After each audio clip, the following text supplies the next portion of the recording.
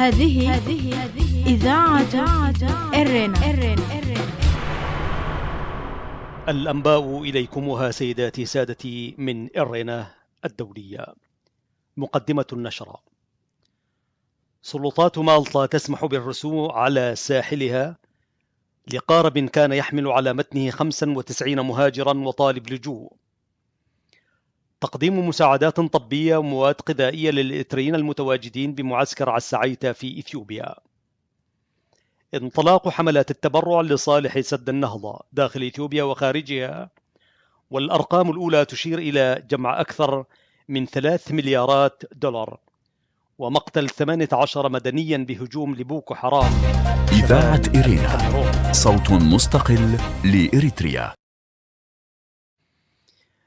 من المقدمة إلى تفاصيلها من إرنا الدولية. ذكرت الأنباء الواردة من السواحل المالطية بأن السلطات هناك سمحت لقارب كان يحمل على متنه 95 مهاجرا وطالبا للجوء غالبهم من الإريتريين والسودانيين. وقد تحرك القارب الذي حمل أولئك المهاجرين من الشواطئ الليبية، حيث واجه المهاجرون مخاطر كادت أن تؤدي بحياتهم. فقد أكدت الأنباء أن القارب تعرض لعطل فني في محركه، وبدأت المياه تتسرب إليه، ما يعني تعرض أولئك إلى الموت المحقق. وبعد مرور يومين على هذه الحالة وما صاحبها من متاعب نفسية وجسدية، سمحت السلطات المالطية بالرسو القارب على شواطئها والإذن لهم بالدخول، حيث خضعوا لفحوصات طبية.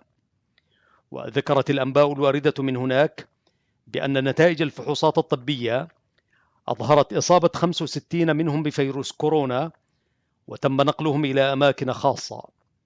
ولم ترد تفاصيل عن أوضاع المجموعة بأكملها، ما إذا كانت السلطات المالطية ستنهي أزمة المهاجرين في المتوسط لتوزيعهم على الدول الأوروبية كالعادة أم لا.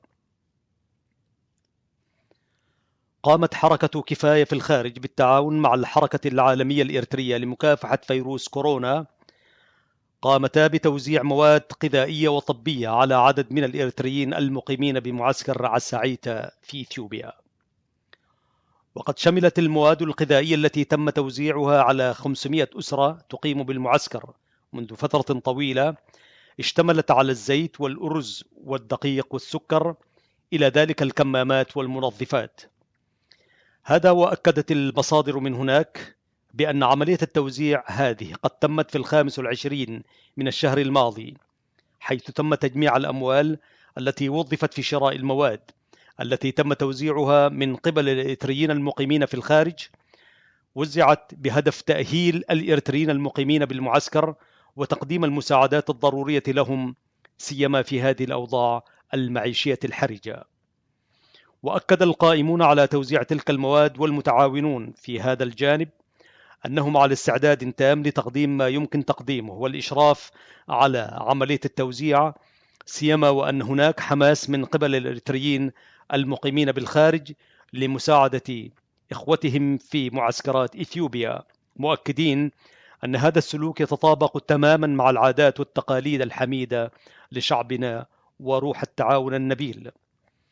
وأشار القائمون بعملية الإشراف في توزيع المساعدات للاجئين الإريتريين في المعسكر أن النظام أسمر كان قد جمع أموالا طائلة من مؤيديه في الخارج تحت ذريعة التصدي لمكافحة فيروس كورونا في الداخل، إلا أنه لم يقدم أي النظام تقارير تشير ما إذا كانت تلك المساعدات وصلت إلى الجهات المستهدفة والمستحقة أم لا.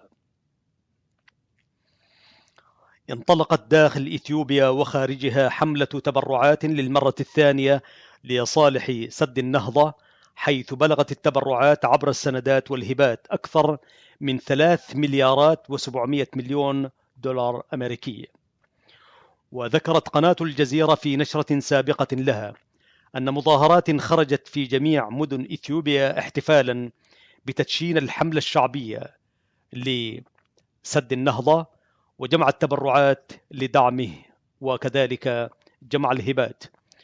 وقد اعتبر نائب رئيس الوزراء الإثيوبي أن المرحلة الأولى من ملء السد هي بداية للتجسيد الفعلي لأحد أهم مشاريع إثيوبيا القومية، مؤكدا مواصلة برامج السد رغم كل التحديات التي تواجهها بلاده. وأضاف: لقد تعلمنا الكثير من تجاربنا في الفترة الماضية، مشيرا إلى أن التعبئة الأولى للسد لن تجعلنا نتراخى. وأضاف أن هذه المرحلة هي المرحلة الأولى ولن نتوقف عندها، فرؤيتنا وحلمنا كما يقول لن يتحقق إلا بتكملة السد وجعله واقعا وحقيقة ملموسة. وأضاف: يجب علينا أن ننجز كل المهمات وأن ننتصر بإكمال السد. وقال في ختام حديثه: المفتاح الوحيد هو وحدتنا الوطنية. في هذا الوقت هناك كثير من القضايا التي يمكن إنجازها. في النبأ الأخير لهذه النشرة: قتل 18 مدنيا وأصيب 11 آخرون في هجوم شنه تنظيم بوكو حرام شمالي الكاميرون، حسب ما ذكرته وسائل الإعلام محلية هناك. وأضافت وسائل الإعلام أن العناصر الإرهابية استخدمت قنبلة يدوية في الهجوم الذي جرى بقرية نوغوتشي الحدودية مع نيجيريا مساء السبت. وأوضحت المصادر أن الهجوم أسفر عن مقتل 18 مدنيا وإصابة 11 آخرين دون ذكر مزيد من التفاصيل. ولم يصدر عن السلطات الكاميرونية أي بيان حول الموضوع. ومنذ عام 2009 أسفرت أعمال عنف نفذتها بوكو حرام عن مقتل أكثر من 20,000 وتسببت في تشريد الملايين في نيجيريا. كما بدأ التنظيم منذ 2015 شن هجمات في الدول المجاورة مثل الكاميرون وتشاد والنيجر. وبوكو حرام هو تنظيم نيجيري مسلح تأسس في يناير كانون الثاني 2002، ويدعو إلى تطبيق متشدد للشريعة الإسلامية في جميع الولايات حتى الجنوبية منها ذات الأغلبية المسيحية. أيها الإخوة والأخوات مستمعي إذاعة إرنا الدولية، في نهاية هذه النشرة إليكم العناوين مرة ثانية. سلطات مالطا تسمح بالرسو على سواحلها لقارب كان يحمل على متن 95 مهاجرا وطالبا للجوء. تقديم مساعدات طبية ومواد غذائية للإريتريين المتواجدين بمعسكر رعسعيتا في إثيوبيا. انطلاق حملة التبرع لصالح سد النهضة داخل إثيوبيا وخارجها، والأرقام الأولى تشير إلى جمع أكثر من 3 مليارات دولار. وأخيرا مقتل 18 مدنيا بهجوم لبوكو حرام شمال الكاميرون. هكذا سادتي نصل وإياكم إلى ختام النشرة. السلام عليكم. إذاعة إرينا، صوت مستقل لإريتريا. مرحبا بكم أعزائي المستمعين إلى إذاعة إرينا الدولية من باريس. في هذه الحلقة من برنامج متابعات نتحدث عن أزمة سد النهضة الإثيوبي بين السياسة وأشياء أخرى. فأهلا ومرحبا بكم.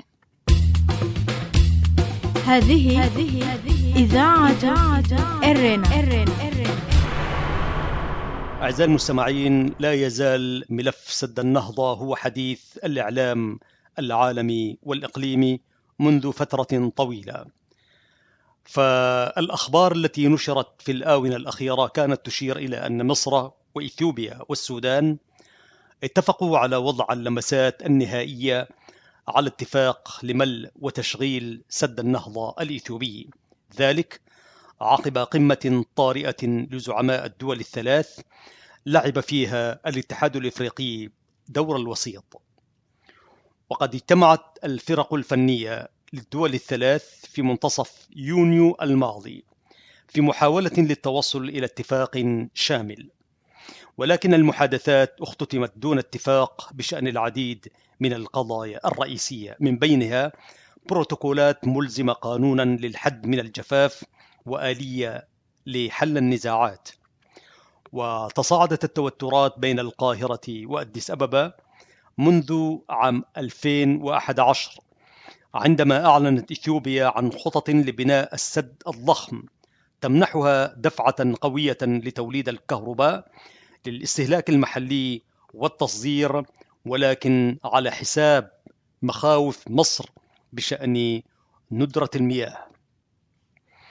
هناك عزيزي المستمع بالفعل اختلافات كبيرة في تفسير ما تم الاتفاق عليه بالضبط فيما يتعلق بسياسة ملء السد، وربما يرجع السبب إلى أن رئيس الوزراء الإثيوبي دكتور أبي أحمد كان قد تعهد بعدم بدء الملء خلال المرحلة المقبلة من المحادثات، والكل يتذكر تصريحه في مصر في إحدى زياراته والتعهدات اللفظية التي دارت بينه وبين الرئيس المصري عبد الفتاح السيسي.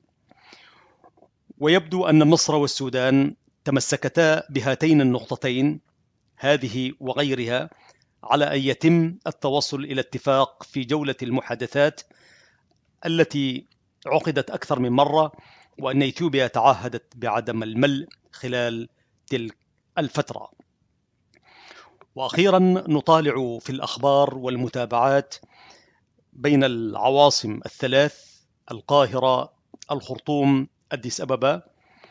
على سبيل المثال بيان للرئاسة المصرية صادر قريبا قال فيه البيان يقول إن الرئيس عبد الفتاح السيسي بحث هاتفيا مع رئيس جنوب أفريقيا سيريل رامافوزا حتمية بلورة اتفاق قانوني شامل بين كل الأطراف حول قواعد ملء وتشغيل سد النهضة.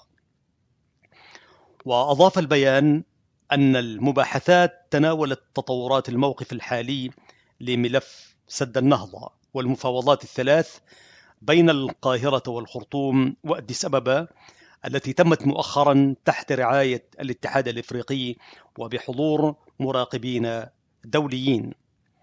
وذكر البيان أن السيسي جدد التأكيد على رفض الإجراءات المنفردة أحادية الجانب التي من شأنها إلحاق الضرر بحقوق بلاده في مياه نهر النيل. وحسب البيان قال رامافوزا إن النهج الذي اتبعته مصر خلال جولة المفاوضات بالذات الأخيرة بشأن سد النهضة تحت رعاية الاتحاد الإفريقي يعكس الإرادة السياسية الصادقة للوصول إلى حل للأزمة على حد قوله. وقال البيان إن الجانبين اتفقا على استمرار التنسيق المكثف بين البلدين بشأن تلك القضية الجوهرية. هذه إذاعة إرنا. وأعلن السودان من جانبه أعلن قائلا أنه تلقى دعوة من الاتحاد الإفريقي للمشاركة في قمة مصغرة حول سد النهضة الإثيوبي لم تسفر عن رغبات الأطراف المتنازعة. وأضاف وزير الري والموارد المائية السوداني قائلا نتطلع للمشاركة في المحادثات بغرض التوصل لاتفاق حول ملء وتشغيل سد النهضة.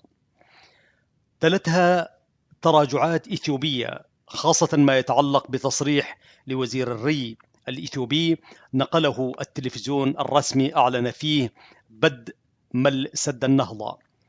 وأثار هذا التصريح تحديدا ردود أفعال سودانية مصرية، وبعدها قال الوزير الإثيوبي إن تصريحه أسيء فهمه وأن بلاده لم تبدأ ملء السد. وتتمسك إثيوبيا عزيزي المستمع بملء وتشغيل السد خلال يوليو تموز الماضي، كانت تتمسك بذلك قبل التوصل إلى اتفاق مع مصر والسودان، فيما رفضت القاهرة والخرطوم إقدام أديس أبابا على هذه الخطوة قبل التوصل إلى اتفاق ثلاثي. والحقيقة أن مصر تخشى من المساس بحصتها السنوية من مياه نهر النيل البالغة 55.5 مليار متر مكعب، وتطالب باتفاق حول ملفات بينها أمان السد وتحديد قواعد ملئه وإدارته في أوقات الجفاف.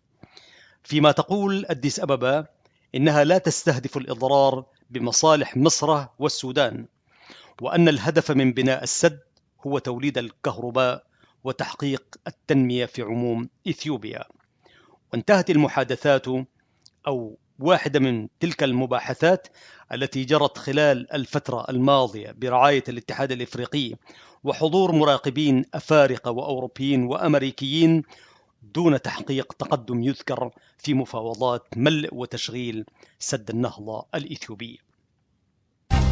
إذاعة إرينا، صوت مستقل لإريتريا. لازلتم سيداتي سادتي مع حلقة في برنامج متابعات، ونتابع هذه المرة ملف سد النهضة بين السياسة وأشياء أخرى.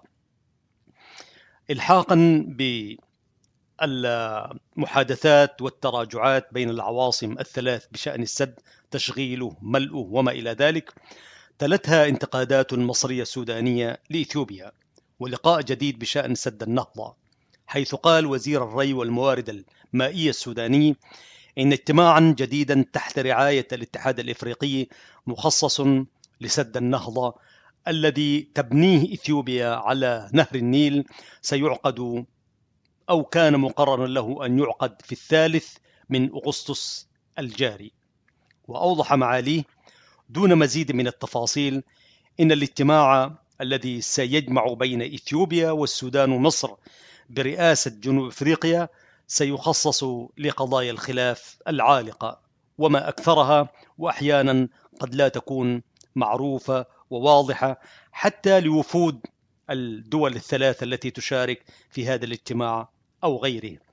أما الشعوب عزيزي المستمع التي تترنح بين السياسة والانقلابات والأزمات والثورات فربما لا تفقه شيء من القضايا السياسية التي تأتي خلف شعار سد النهضة، ملئه وعدم ملئه. الشعوب مغلوب على أمرها ومشغولة بأشياء أخرى، ولكنها تتابع كما يتابع العالم هذا الملف الشائك. ودعونا نقول سيداتي سادتي كما تقول المتابعات الإعلامية، كانت مصر والسودان قد انتقدت إثيوبيا بسبب ما وصفته الدولتان بملئها خزان سد النهضة المشيد على النيل الأزرق على نحو أحادي، ذلك في بداية جولة جديدة من المحادثات الهادفة إلى تنظيم تدفق المياه من المشروع الضخم. ويخشى السودان ومصر كما تقول أخباره أن يؤدي السد الذي يهدف إلى توليد الكهرباء وتبلغ كلفته 4 مليارات دولار إلى نقص في حصة كل منهما من المياه. ولكن مع ذلك هنالك خبراء يقولون غير هذه الحقيقة التي بمعنى ملء السد وفي الجانب الإثيوبي سيؤدي إلى نقص في حصة كل من السودان ومصر. هنالك معلومات وخبراء يؤكدون غير ذلك، وهناك خبراء يؤكدون ما رشح من هذه الأخبار والمعلومات. بل هنالك من يرى أن هذا الملف تستخدمه الدول الثلاث لأغراض سياسية ليس إلا، وربما أبعد من الأغراض السياسية، كأجندات داخلية في دولها لصرف النظر عن القضايا الرئيسية التي تعانيها كل دولة. بشكل عام عزيزي المستمع وعزيزتي المستمعة، يثير المشروع مخاوف في مصر من تناقص أكبر في مياه النيل، والنيل الأزرق رافد من روافد نهر النيل، وتحصل مصر على 90% من مياهها العذبة منه. وأخفقت مفاوضات شاقة جرت على مدى نحو عقد في التوصل لاتفاق لتنظيم كيفية ملء إثيوبيا لخزان السد وتشغيله دون المساس بحصص المياه الشحيحة لدولتي المصب أي مصر والسودان. ويقام حقيقة سد النهضة الكبير على بعد نحو 15 كيلومتر فقط من الحدود مع السودان على النيل الأزرق، مصدر أغلب مياه النيل بعد أن يلتقي بالنيل الأبيض في السودان. وفي الأسابيع الماضية عزيزي المستمع كانت إثيوبيا قد قالت إنها تعتبر أن السد بالنسبة لها حيوي لتوفير احتياجات شعبها من الكهرباء، وأنها أنجزت ما كانت تستهدفه في العام الأول فيما يتعلق بملء خزان سد النهضة، ذلك بفضل موسم أمطار الغزيرة. وذكرت وزارة الري المصرية من جانبها في بيان لها تقول فيه: أعربت دولتا المصب مصر والسودان عن شواغلهما إزاء الملء الأحادي الذي قامت به إثيوبيا، الأمر الذي ألقى بظلاله على الاجتماع وأثار تساؤلات كثيرة حول جدوى المسار الحالي للمفاوضات والوصول إلى اتفاق عادل للملء والتشغيل. وكما قلنا من جانبها قالت وزارة الري السودانية في بيان لها إن السودان يعتبر تصرف إثيوبيا بالبدء في الملء الأول للسد قبل التوصل لاتفاق ملزم بين الدول الثلاث سابقة مضرة ومقلقة في مسار التعاون بين الدول المعنية. بشكل عام عزيزي المستمع وعزيزتي المستمعة، أن سد النهضة هو من بين الملفات الشائكة بين هذه الدول الثلاث، دولتان دول المصب مصر والسودان، والدولة الإثيوبية دولة المنبع، وهنالك دول ربما تأتي في يوم من الأيام وتثير ما لديها من ملفات إذا ما أرادت ربما أن تستخدم هذا السد لأغراض سياسية وليست تنموية كما يقول بعض المحللين والخبراء. هذه إذاعة إرنا. على كل أعزائي المستمعين، سنتوقف هنا اليوم في هذه الحلقة من برنامج متابعات، وتحدثنا عن أزمة سد النهضة الإثيوبي بين السياسة وأشياء أخرى بين الدول الثلاث. ربما في الحلقات القادمات أعزائي المستمعين نتحدث عن خلفية هذه الأزمة. إن هذه الأزمة ليست وليدة اليوم وليست وليدة 10 سنوات الأخيرة، لكنها قديمة، قدم هذه الدول وقدم اعتمادها على مياه النيل، سواء كان في الزراعة أو الصناعة أو السياسة في بعض الأحيان. هكذا أعزائي المستمعين نصل وإياكم إلى ختام هذه الحلقة من برنامج متابعات. كان معكم في الإعداد والتقديم محدثكم أحمد شريف، على أمل اللقاء بكم سادتي في البرامج القادمة. تقبلوا تحياتي وتحيات الزملاء فتحي عثمان وبنيام سيمؤون وفريق العمل في إذاعة إرنا الدولية من باريس. السلام عليكم ورحمة الله وبركاته. هذه إذاعة إرنا.